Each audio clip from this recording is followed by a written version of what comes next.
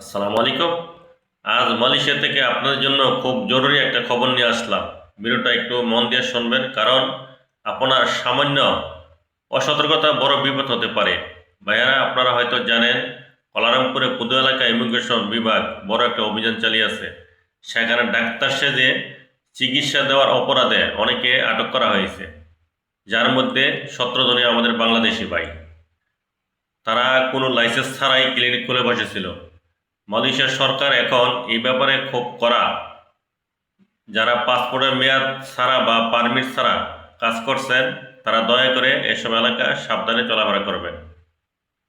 আর একটা কথা, এখনো কোনো অবৈধদের বৈধ হওয়ার আরটিকে 3.0 কোনো অফিসিয়াল খবর আসেনি।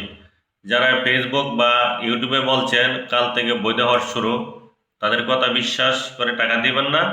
কোনো আপডেট আসলে আমি আপনাদেরকে জানিয়ে দেব। এবং সকলে ভালো থাকবেন, ভিডিওটি ফলো দিয়ে পাশে থাকবেন। আল্লাহ হাফেজ।